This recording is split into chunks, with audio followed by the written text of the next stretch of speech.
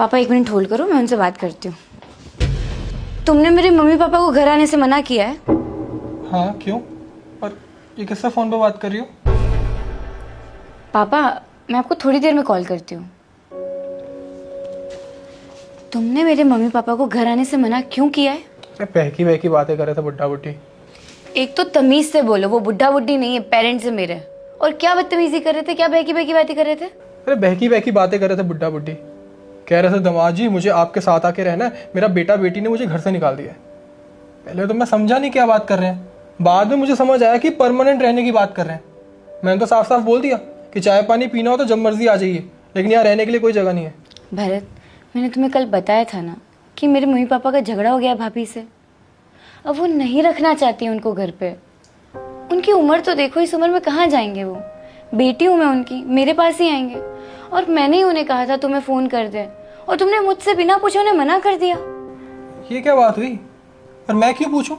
उनका राइट थोड़ी ना बनता है यहाँ रहने का। देखो पेरेंट्स है मेरे, बड़ा किया उन्होंने मुझे, मेरे लिए कितने स्ट्रगल किए हैं। अब अगर मैं आज उनके कुछ काम आ सकती हूँ तो मैं क्यों ना आऊँ? देखो तुमने कहा था कि इस घर में कोई बुजुर्ग नहीं रहेगा।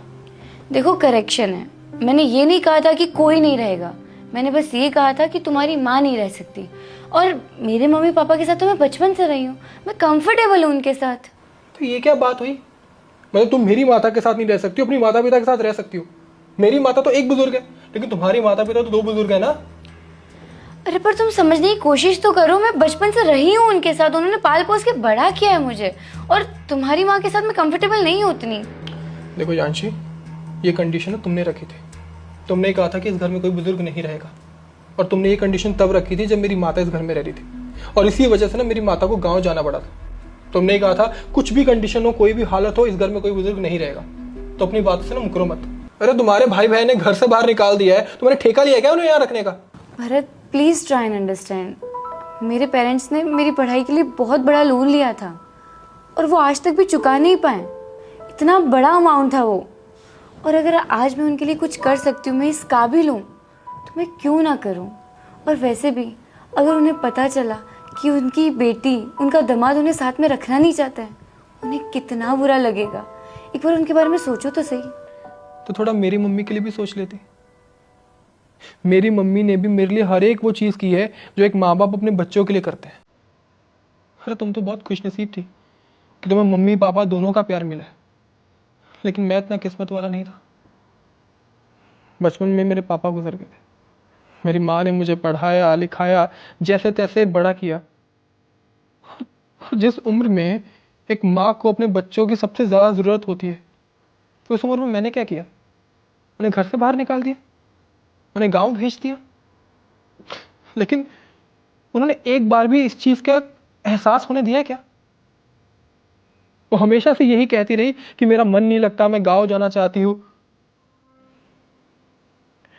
लेकिन किस्मत का खेल देखो, जो तुमने मेरी मम्मी के साथ किया ना, आज वही तुम्हारे भाई और भाभी तुम्हारे मम्मी पापा के साथ कर रहे हैं। और यहां मेरे साथ टाइम वेस्ट करने से बढ़िया कि तुम जाके अपने भाई और भाभी को समझो। तुम बिल्कुल सही कह रहे हो, मुझसे बहुत बड़ी गलती हो गई। क्या कुछ नहीं कह दिया मैंने तुम्हारी माँ को, इतनी बदतमीजी की, और उन्होंने पलट के जवाब तक नहीं दिया।